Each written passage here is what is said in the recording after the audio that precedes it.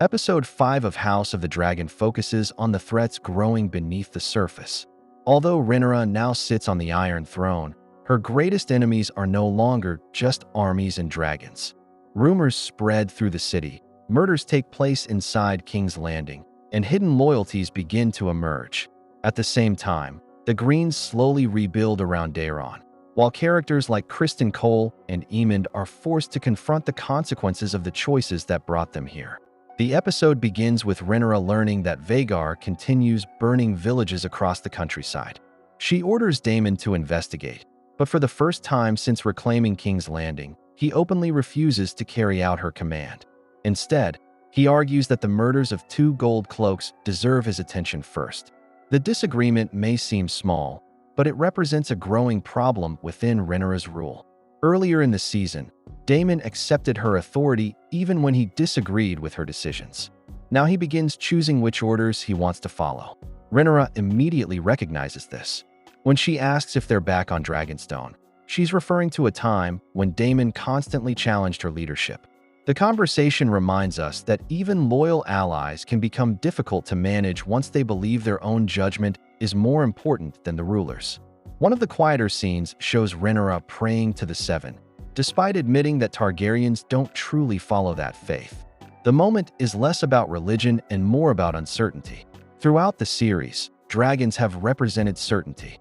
Whenever Rhaenyra mounted Syrax, she possessed overwhelming power. Sitting on the throne is very different. Dragons can't solve political conspiracies, food shortages, or growing unrest inside the city. For perhaps the first time, Rhaenyra finds herself looking for hope somewhere outside her own strength. The scene also reflects how isolated she has become.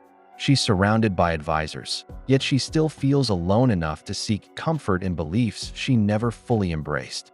As Rhaenyra and Daemon discuss the murders, they begin realizing that the people working against them are far more organized than they first believed. The deaths of the Gold Cloaks suggest that this is no longer random resistance from unhappy citizens. Someone is coordinating attacks from inside King's Landing itself. This introduces one of the episode's main themes. The most dangerous threats are often the ones you can't see. While Rhaenyra struggles to secure her rule, Ormund Hightower is quietly shaping Daeron into the future of the Green Cause. Their conversations are calm and educational, but every lesson serves a political purpose.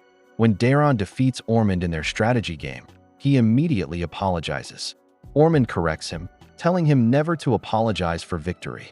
He then reveals coins bearing Daeron's image, showing that preparations for his rule have already begun. The coins symbolize legitimacy. A ruler's face on currency tells the people who holds authority.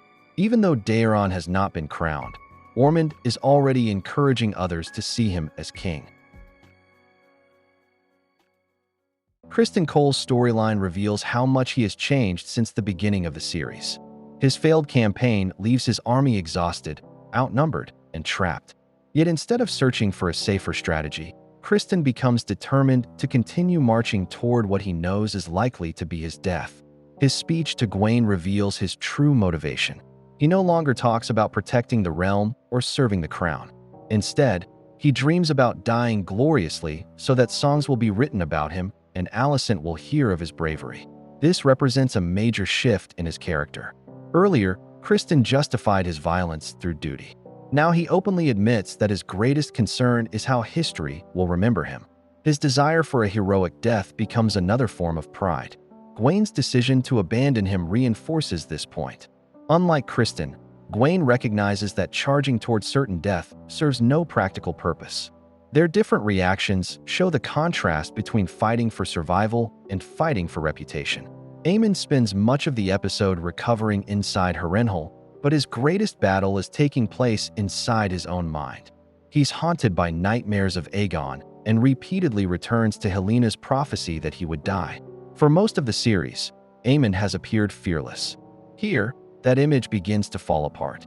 His confidence disappears as guilt, fear, and regret begin surfacing all at once. When he clings to Alice and calls out for his mother, the scene strips away the image of the ruthless warrior and reveals someone who's still emotionally wounded. This doesn't excuse the terrible things Aemond has done, but it explains that beneath his violence is a deeply damaged person who has never truly escaped his childhood. Alice continues playing one of the most mysterious roles in the series. Rather than forcing events to happen, she allows characters to confront truths they have spent years avoiding. When Aemond wakes, she calmly reminds him of everything he has lost. Aegon is believed dead, King's Landing has fallen, and his own actions helped create the disaster surrounding him. She never raises her voice or threatens him. Instead, she forces him to face reality. Her line, "one that has been grieved," is especially interesting because it leaves her past open to interpretation. Rather than defining herself through titles or family, she defines herself through loss. This makes her strangely similar to many of the show's main characters, all of whom have been shaped by grief.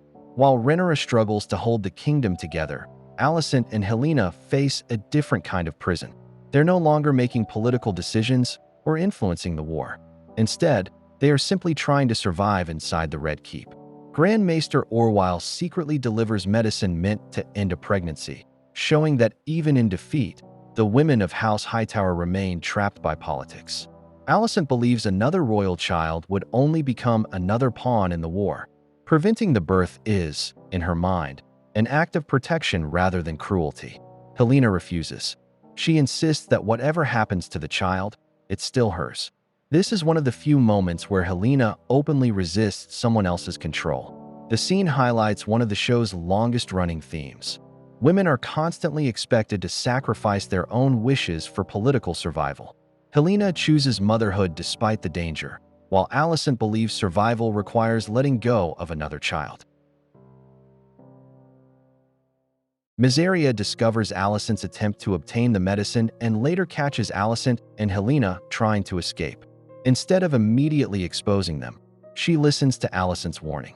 Alicent reminds Mysaria that before serving Rhaenyra, she survived by trusting nobody except herself. She suggests that Rhaenyra will always rely on Daemon first, no matter how valuable Mysaria becomes. The conversation is less about convincing Mysaria to help and more about planting doubt. Alicent understands that trust inside the Red Keep is fragile.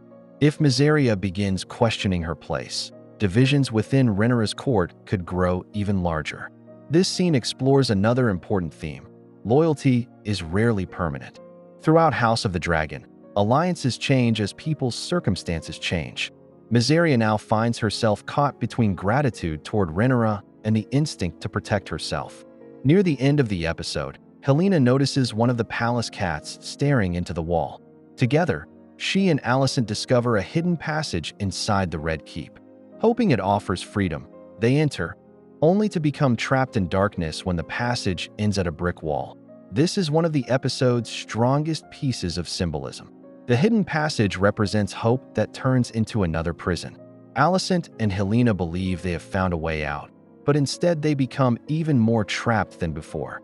Their situation reflects their entire journey throughout the war.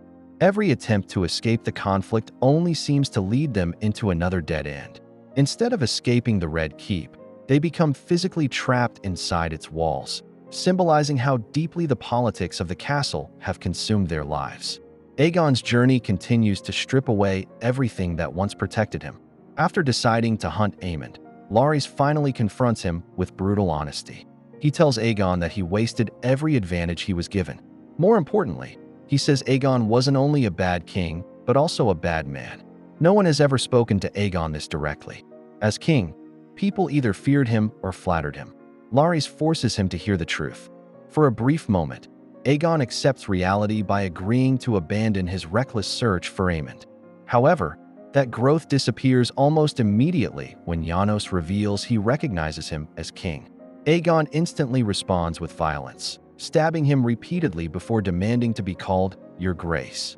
The scene shows that although Aegon has lost his throne, he still clings to the identity that came with it. Respect remains more important to him than justice or mercy. The episode ends with Daemon following the investigation into the murdered Gold Cloaks. After interrogating a suspect, he discovers the coin linking the attacks to Daeron's supporters. When Daemon later enters the City Watch headquarters, he finds every Gold Cloak dead. Their bodies have been carefully arranged around a table, with the words "A feast for traitors" written on the wall in blood. The killers aren't simply eliminating enemies. They want everyone who discovers the scene to feel fear. By arranging the bodies instead of hiding them, they turn murder into propaganda. The message also attacks Rhaenyra's authority. The City Watch is responsible for keeping order in King's Landing. If its own headquarters can be infiltrated and its officers slaughtered, then the city's new rulers appear vulnerable. Rather than winning territory, the attackers are trying to destroy confidence in the government itself. By the end of Episode 5, Rhaenyra's greatest challenge is no longer defeating the remaining Green armies. Instead, she must deal with enemies hiding inside the kingdom she already controls. The murders, the secret supporters of Daeron, the growing tension with Daemon, and the uncertainty surrounding Alicent and Helaena all point toward the same conclusion. Capturing the Iron Throne was only the beginning. Keeping it may prove even more difficult. The final image of the murdered Gold Cloaks perfectly summarizes the episode. The war has spread beyond the battlefield. Every hallway, every street, and every hidden corner of the Red Keep has become part of the conflict. Make sure to like and subscribe if you enjoyed this video, and I will see you in the next one.